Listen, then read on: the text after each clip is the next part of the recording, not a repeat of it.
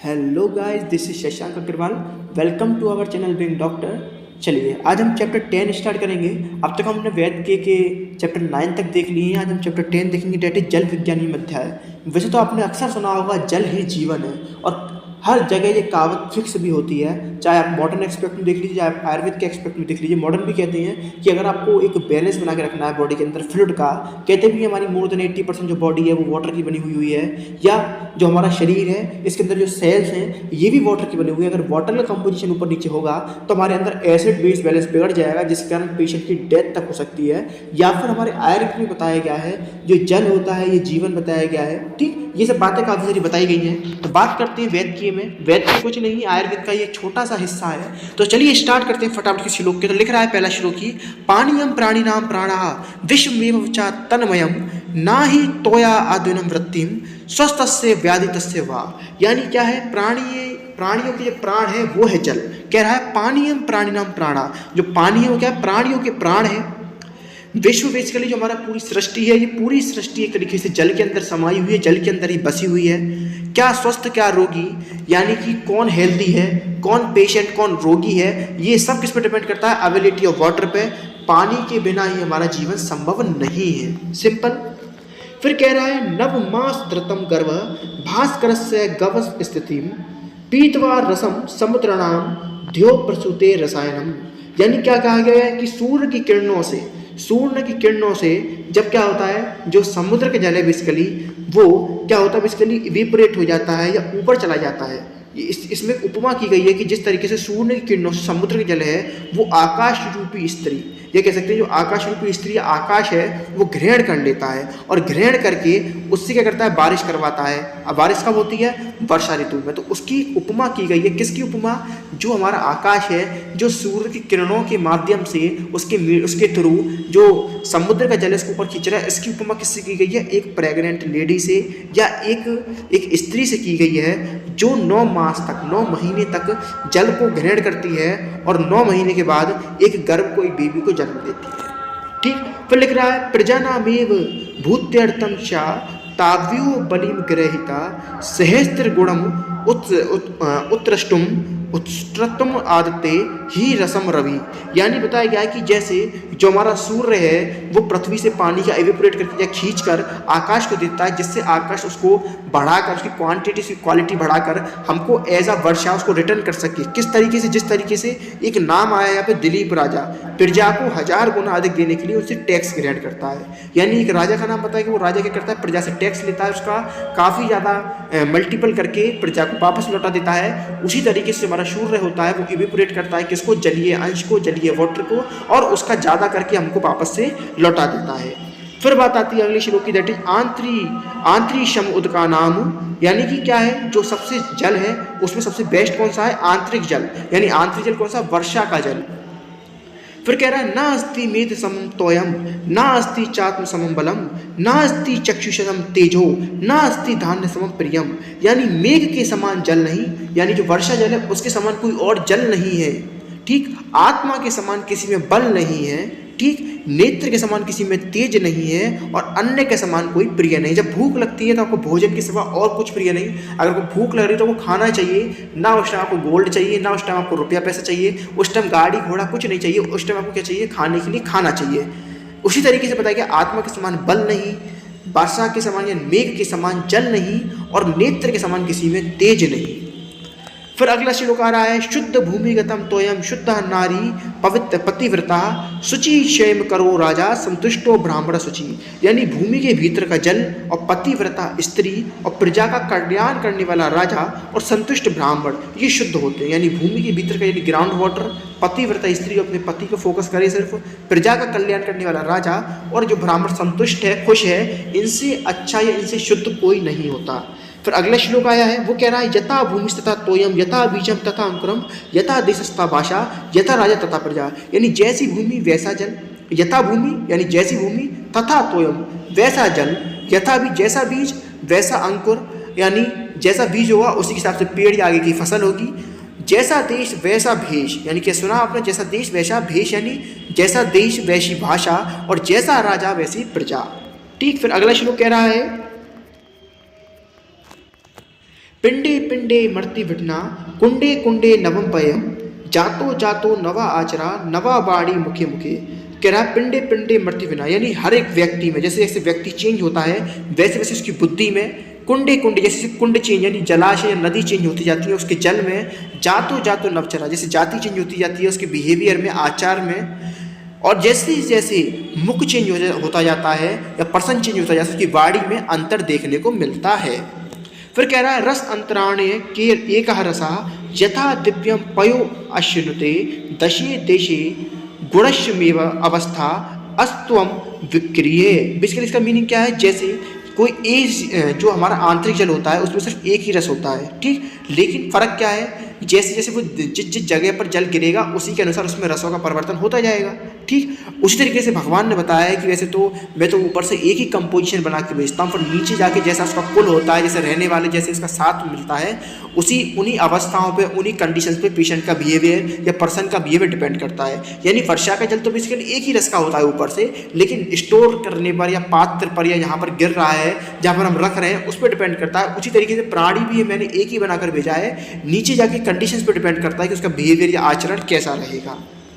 फिर कह रहा है अगस्त उदय विषय शुद्धि, यानी अगस्त तारा की जब आकाश में उदय हो जाता है तब हमारा जल शुद्ध हो जाता है। आपने एक हंसुतक जल का कंसेप्ट सुना हुआ, शरद ऋतु में जो जल दिन में सूर्य की किरणों से तपा हो, रात में चंद्रमा की किरणों से शीतल हो, जो गतिमान हो, जो आपके अगस्त तारा के उदय होने पर आपका पवित्र हो गया हो, अमृत के समान हो, उसको अपन क्या बोलते थे, हंसोदक बोलते थे।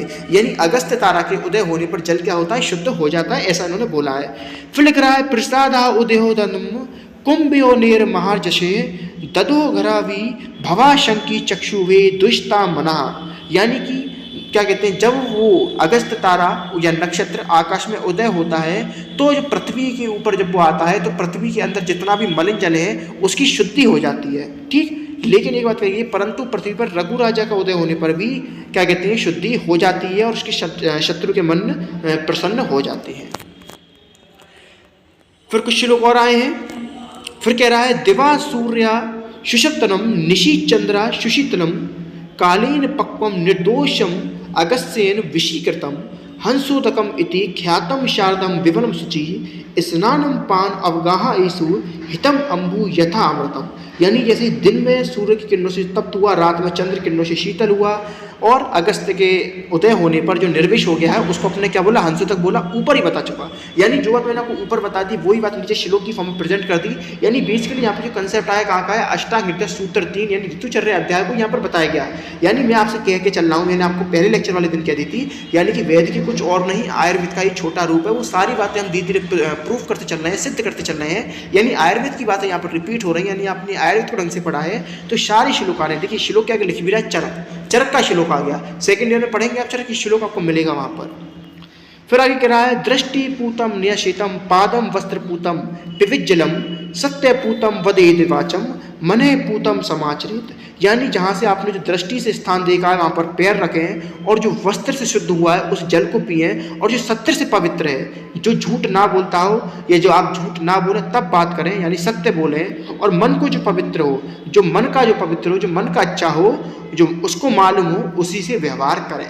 यानी जो झूठ ना बोलता हो ऐसी बात करें, जो मन को पवित्र हो, जो मन से अच्छा हो उसी से आप व्यवहार करें, जो दृष्टि से देखने पर शुद्ध हो वहीं पर पैर रखें, और जो वस्त्र से शुद्ध हो उसी जल को ग्रहण करें। फिर आगे कह रहा है मंदो अप्य मंदहता अमेति संसर्गेर विपश्चितम पंकशितम फल्यसेव निकीषाणवेनम वयम। यानी जैसे निर्मली के फल के संसर्ग से, एक निर्मली का फल होता है उसके मिलने से आपका जल शुद्ध हो जाता है, उसी तरीके से जब आप बुद्धिमान व्यक्ति के पास बैठते हैं, उसकी संगत में रहते हैं, तो आपकी बुद्धि भी शुद्ध हो जाती है। या आपकी बुद्धि अगर कम चल रही है, या मंद बुद्धि जिनको बोला जाता है, उनकी बुद्धि भी निर्मल या अच्छी हो जाती है। किसके पास बैठने से? बुद्धिमान व्यक्ति के पास बैठने से या रहने से। फिर कह रहा है ना ही कतकम पयसम एवं पंकस्य प्रसादस्य, यानी पानी के समान कीचड़ को निर्मल बनाने में कतक सफल नहीं होता। ठीक, यानी कि कतक एक फल होता है, यानी उस फल का जैसे ऊपर एक फल की उपमा दी गई, क्या कहते हैं कि जैसे एक फल ऊपर बताइए निर्मली का फल, जब आप निर्मली का फल डालोगे तो शुद्ध हो रही है चीज़ें, जबकि आप कतक जल में डाल रहे हैं या कतक फल को डाल रहे हैं तो शुद्ध नहीं हो पा रहा। फिर लिख रहा है मृत्यो ये शुद्ध्यति शोध्यम नदी वेगन शुद्ध्यति रजसा स्त्री मनोदुष्टा सन्यासीन द्विज उत्तम। जिसे मिट्टी और जल से क्या होता है, आपकी वस्तु, कोई भी आइटम, धातु, पात्र, बर्तन शुद्ध हो जाती हैं। बहने से, प्रवाह से नदी शुद्ध हो जाती है, और मेंस्ट्रुअल से या मासिक धर्म से स्त्री शुद्ध हो जाती है। उसी तरीके से संन्यास से ब्राह्मण शुद्ध हो जाता है। फिर कह रहा है कूपोदकम वट छाया श्यामा स्त्री चेष्ट काल्यम शीत काले भवेद उष्ण उष्ण काले चा शीतलम। कुएं का पानी, वट वृक्ष एक पेड़ होता है वट का, उसकी छाया, श्यामा स्त्री, ईंटों का मकान, ये शीत काल में उष्ण और उष्ण काल में शीत होने, यानी ठंडे में गर्म और गर्म में ठंडे होते हैं। ठीक, फिर कह रहा अजीर्णे भेषजम वारी जीर्णे वारी बलप्रदम भोजने चामृतम वारी भोजन अंते विषप्रदम। ये बहुत अच्छा बताया गया है कि अगर किसी को मोटा होना है तो ये आपने क्रिया शरीर में पढ़ा होगा, अष्टक में पढ़ा होगा, किसी को मोटा होना है तो उसको खाने के बाद पानी पिलाएं, किसी को पतला होना है तो उसको खाने के पहले पानी पिलाएं, और किसी को अगर सामान्य है तो उसको बीच से पानी पिलाएं। बेसिकली खाने के बाद का जो पानी होता है वो एक तरीके से जहर के समान होता है। ठीक, जहर के समान कैसे होता है, आप जो भी खा उसका पाचन नहीं होगा तो वो कंडीशन वो शरीर में जमा होता जाएगा। एजा आम, आपने श्लोक सुना होगा, ऊष्माल बलत्वेन धातु मद पाचितम आमशय गतम तुष्टम आमशय गतम चार रसम आमम प्रचक्षते। यानी जब आपकी अग्नियों का बल कम हो जाता है तो आपकी धातुओं का पाक ठीक प्रकार से नहीं हो पाता, तो आपके शरीर के अंदर रस की उत्पत्ति हो जाती है। And the condition is known as अजीर्ण, यानी रस की उत्पत्ति होना और उसका एकत्रित होना ही क्या कहलाता है, अजीर्ण कहलाता है, जो पेशेंट को मारने के लिए तैयार रखती है। ठीक, फिर कह रहा है अति अम्बुपानान विपश्यत अन्नम निर अम्बुपानन सा एव दोषम तस्मा अन्नरो वहीनी विवर्धनाए मुहुर मुहुरवारी पेवेद भूरी। यानी अगर आप पानी ज़्यादा पी रहे हैं तो आपका अन्न का पाचन बिल्कुल नहीं होगा, और पानी नहीं भी पियोगे तो भी नुकसान। यानी पानी आपको ना ज़्यादा पीना है ना कम पीना है, इसलिए अपनी जट रखने का ध्यान रखते हुए हमको थोड़ा थोड़ा पानी बार बार पीना है। फिर कह रहा है अपाम संस्पर्शनात् स्नानात् पानात् दर्शनतो अपि वा मनुष्य सिद्धि मायंती ब्रह्मा आभ्यंतरम छालिता। यानी बताया गया है कि जल की स्पर्श करने से, स्नान से, पीने से, उसके दर्शन से भी आपकी शुद्धि हो जाती है, अंदर से भी बाहर से भी, और आप अपने काम को सिद्ध कर सकते हैं। देखिए इस चैप्टर में हमने वेद में जितना भी पढ़ा, लास्ट में आपके काम क्या आएगा, आपका आयुर्वेद, आपका अष्टांग आपके काम आएगा, आपका कंसेप्ट आपका काम आएगा।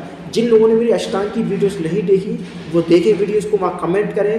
कोशिश करूँगा आगे की वीडियो जल्दी से जल्दी लाऊं, बस आप लोग कमेंट करें, थोड़ा लाइक करें, शेयर करें, जिससे थोड़ा मोटिवेशन मिलता है, थोड़ा मुझे काम करने का मन करता है, जिससे एक मुझे एक तरीके से आज्ञा या एक तरीके से मुझे मोटिवेशन मिलता है, जिससे मैं आगे और बेटर कर सकूं। तो प्लीज़ आप लोग कमेंट करें, शेयर करें, सब्सक्राइब करें, और अपने दोस्तों को बताएं, अपने कॉलेज में बताएं इन चीज़ों को कि ऐसे हमारा यूट्यूब चैनल है या अच्छा कंटेंट आपको मिल रहा है। आप पेड क्लासेस भी ले सकती हैं जिसमें मैंने पढ़ाया है, सारे सब्जेक्ट पढ़ाए हैं। इस टाइम भी हमारी रिकॉर्डेड लेक्चर्स अवेलेबल हैं, क्लासेस चल रही हैं, नोट्स चल रहे हैं। एग्जाम से पहले एक फ्री रिविजन सीरीज भी रखी गई है पुराने बच्चों के लिए, यानी कि आपका बीइंग डॉक्टर आपका स्टार्टिंग से लेकर लास्ट तक एक सपोर्ट रहेगा आपका। इस वास्ते मैं आपको भरोसा दिला सकता हूँ। ठीक, चलिए बाकी अपन मिलते हैं अगली वीडियो में अगले टॉपिक के साथ। फिलहाल हमारा वैद्य की सीरीज खत्म हो चुकी है। अगर आपको आगे कोई सीरीज स्टार्ट करवानी है, आगे कुछ भी टॉपिक पढ़ना है, प्लीज़ आप कमेंट सेक्शन में बता सकते हैं। कोशिश करूंगा जल्दी से जल्दी उस सीरीज के साथ या उस टॉपिक के साथ आपके सामने आऊँ। बाकी टेक केयर, मिलते हैं अपन, तब तक के लिए स्वस्थ रहें, घर पर रहें, पढ़ते रहें हमारे साथ। ठीक है, टेक केयर।